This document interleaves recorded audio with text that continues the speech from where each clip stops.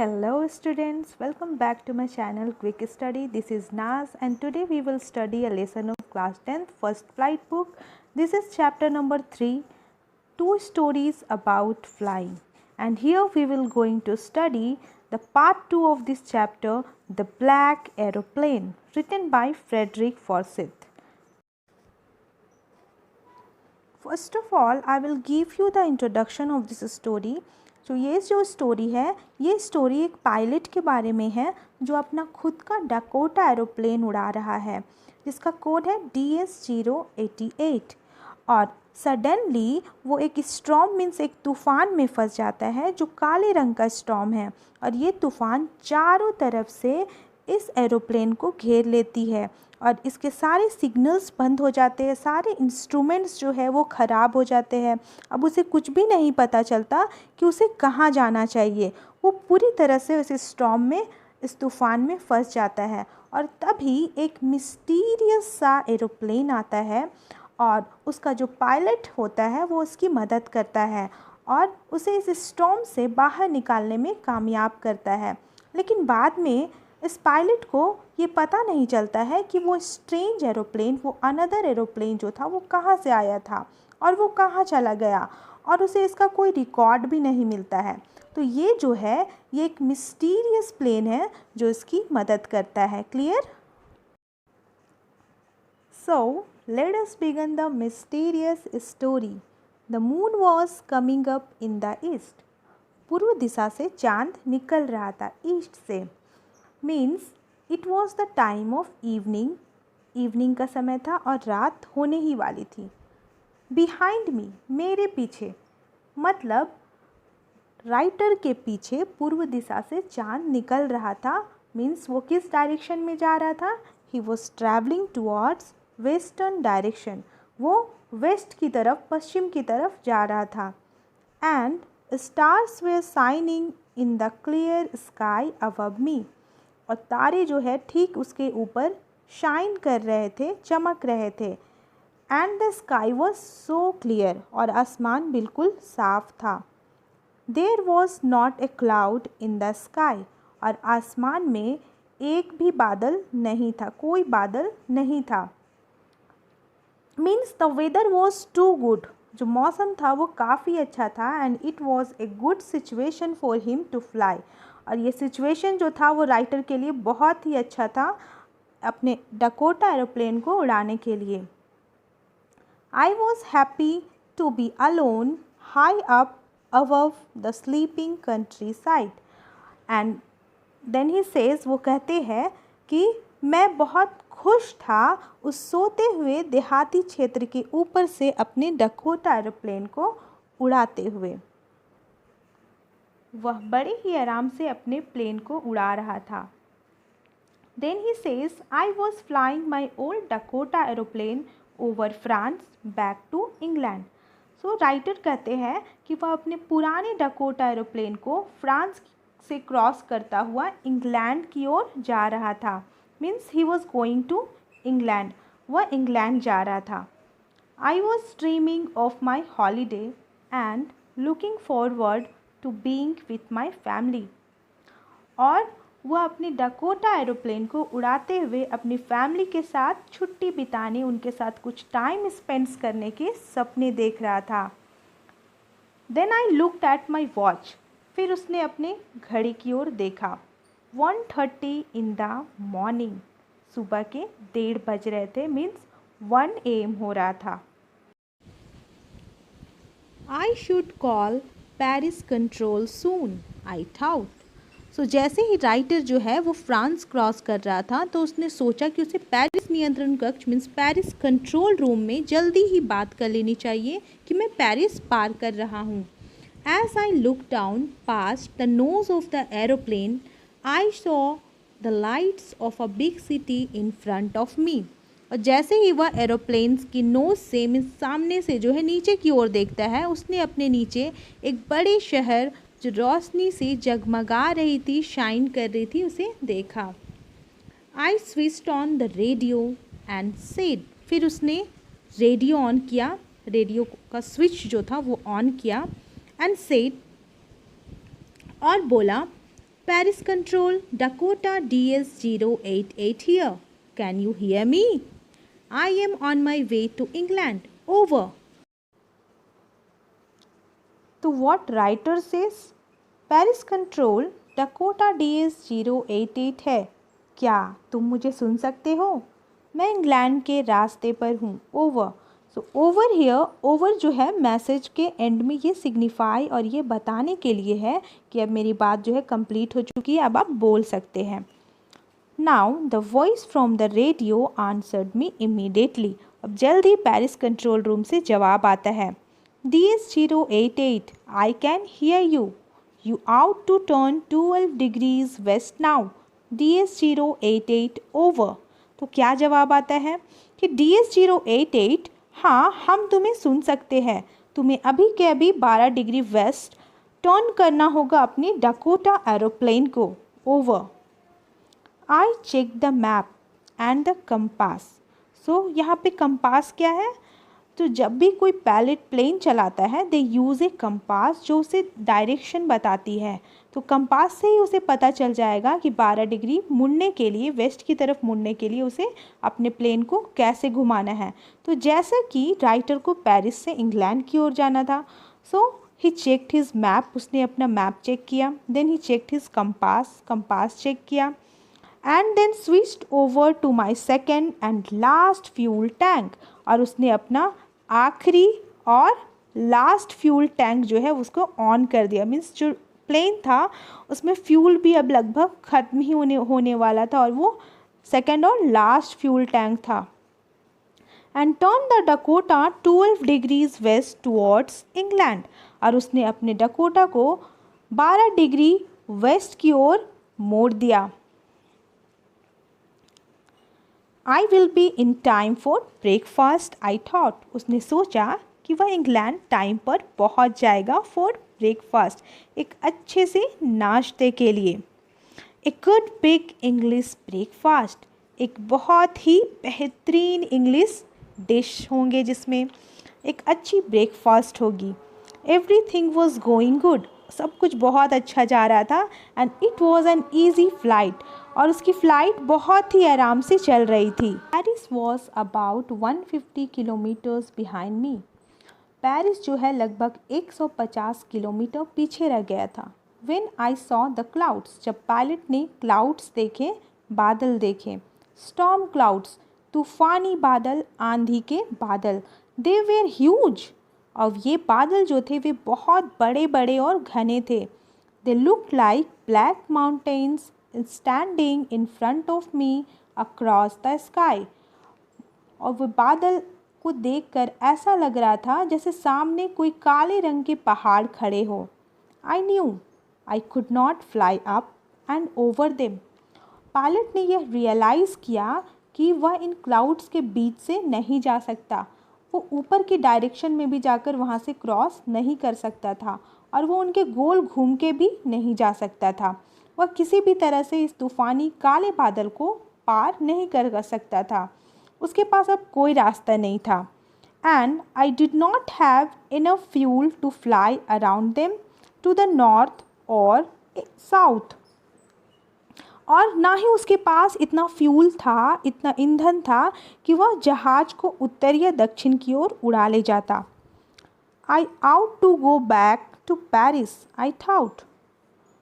फिर सबसे पहले उसने ये सोचा कि मैं वापस पेरिस चला जाता हूँ. But I wanted to get home. लेकिन जो पायलट है वो घर जाना चाहता था. आई वॉन्टेड दैट ब्रेकफास्ट, और वह आराम से अपने घर में ब्रेकफास्ट करना चाहता था अपनी फैमिली के साथ. That's why I will take the risk I thought. इसलिए वह सोचता है और उसने रिस्क ले लिया. क्या रिस्क लिया? He flew his old Dakota straight into the storm. उसने क्या किया? अपना डकोटा एरोप्लेन सीधे उस तूफ़ान के बीच में घुसा दिया. और जब वह स्टॉर्मी क्लाउड के अंदर घुस गया, सो उस क्लाउड के अंदर जाने के बाद everything inside was black. Nothing is visible, कुछ भी नहीं दिखाई दे रहा था. आस पास हर तरफ सिर्फ ब्लैक ब्लैक नज़र आ रहा था. Inside the clouds everything was suddenly black. Means clouds के अंदर जाने के बाद हर कुछ अचानक से हर चीज़ क्या हो जाता है, ब्लैक हो जाता है, कुछ भी नज़र नहीं आता है। It was impossible to see anything outside the aeroplane.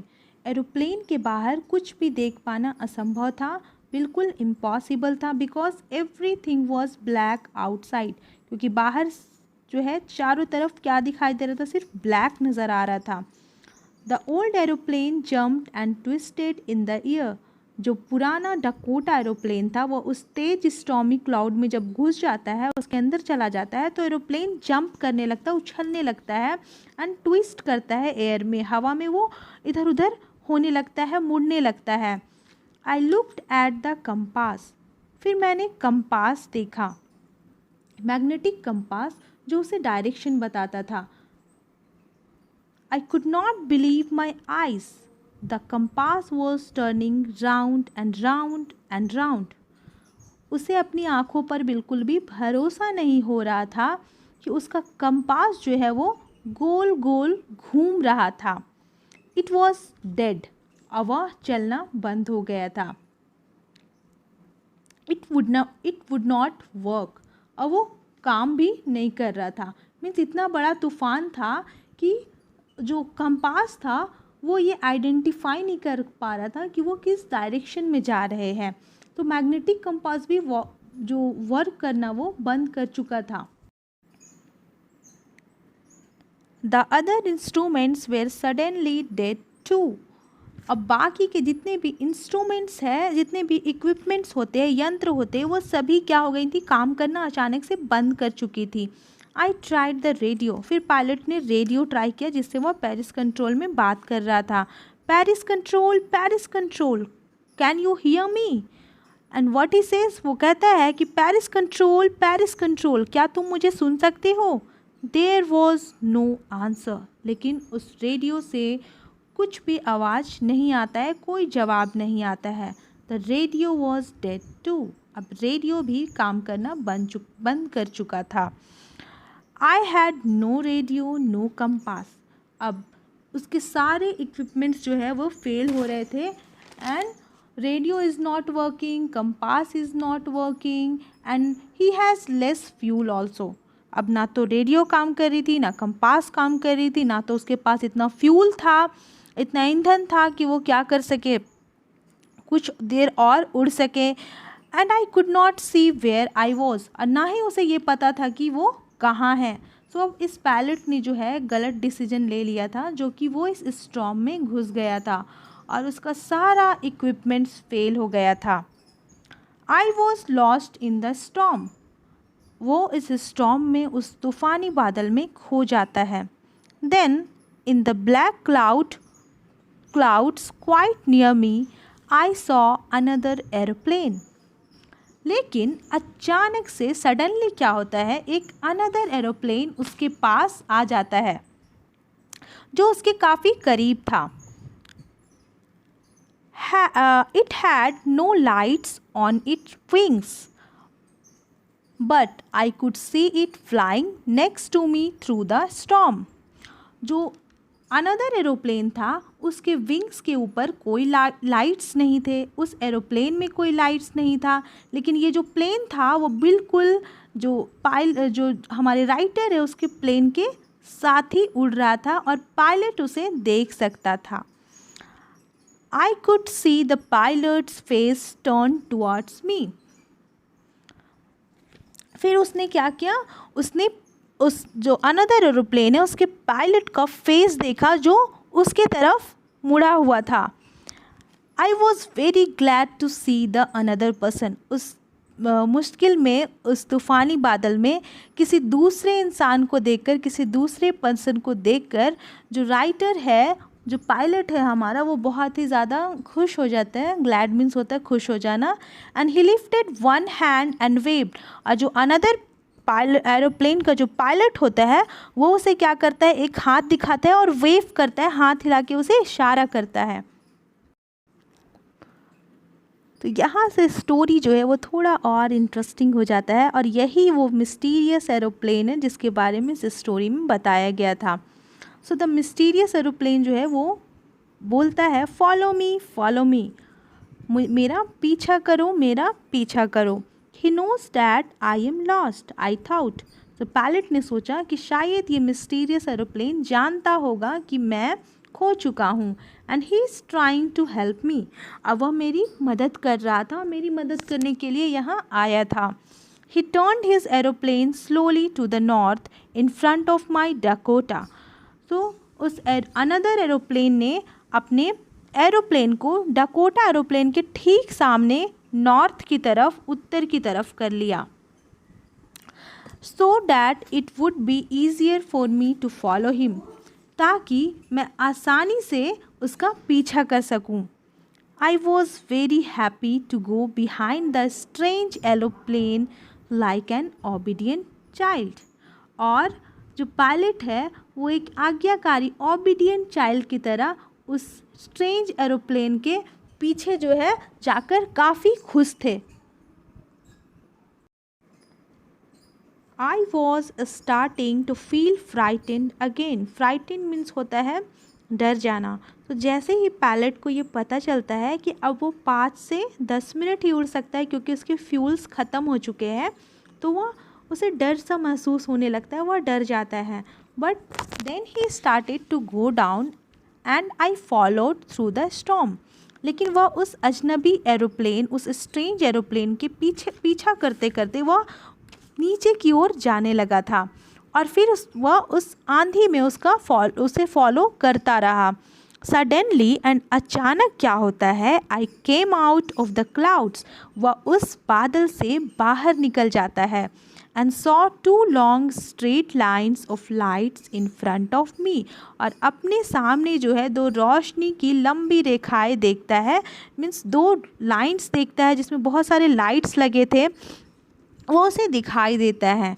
It was runway, yes it was A runway, और वो और कुछ नहीं था बल्कि क्या था, रनवे था, एक रास्ता था जहाँ एरोप्लेन क्या करती है, लैंड करती है।